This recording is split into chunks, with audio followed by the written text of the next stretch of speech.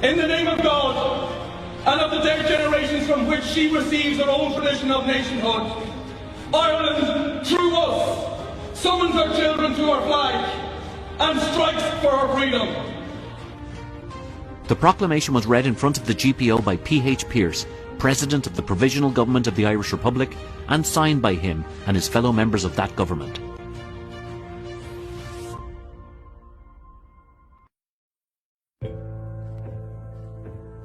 In the GPO, overall command of Dublin was taken by James Connolly, whom Pearse described as the guiding brain of our resistance.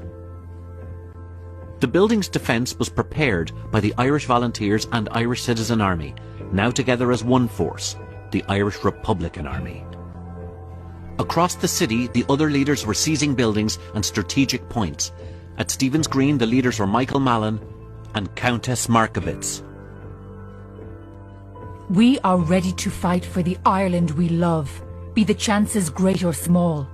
We are willing to die for the flag above, be the chances nothing at all.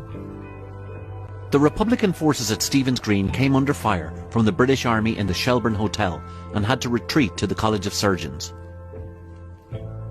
But elsewhere, the Republican Army occupied strong points and it took a heavy toll on the enemy to dislodge them. Commandant Tomás McDonagh in Jacob's Biscuit Factory, Commandant Eamon Ceant in the South Dublin Union, Commandant Edward Daly in the Four Courts, Commandant Eamon de Valera in Boland's Bakery. And in other posts, such as the Mendicity Institution on Usher's Island, where Captain Sean Houston held out for 3 days against overwhelming odds. The proclamation's pledge to assert Ireland's rights in arms was being fulfilled.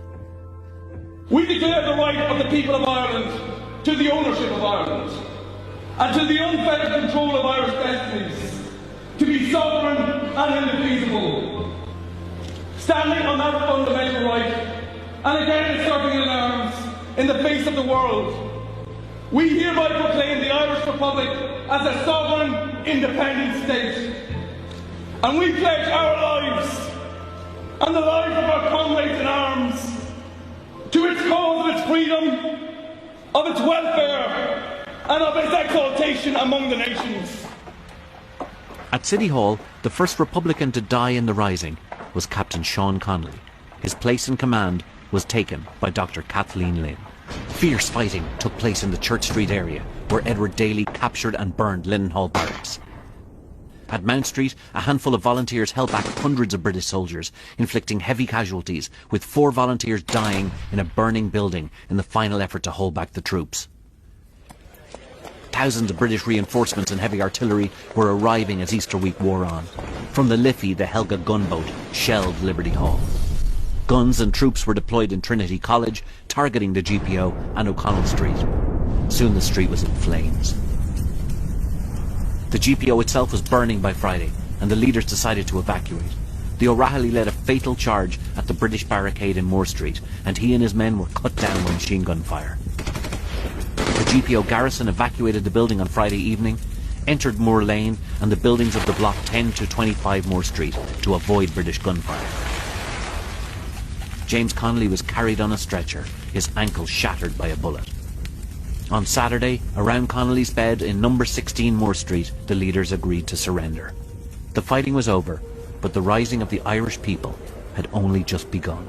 Pearse told the brave men and women of Easter week, "We have lived to see an Irish Republic proclaimed.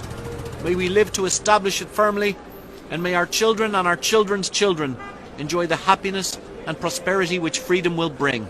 In the aftermath, the 7 signatories of the proclamation and 7 other leaders were executed in Dublin's Kilmainham jail. Thomas Kent was executed in Cork and Roger Casement in London.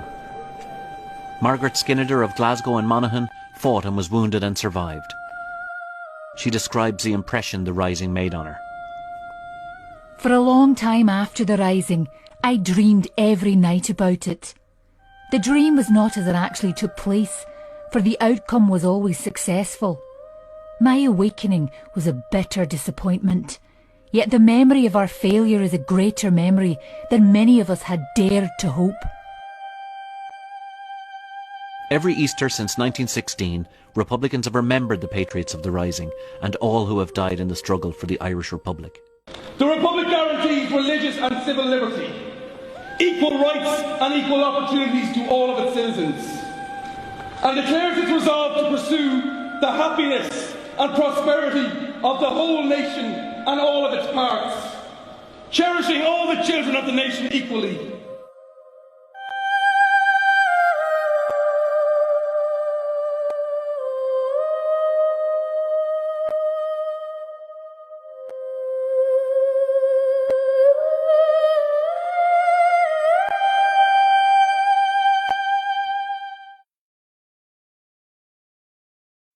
Sin aligra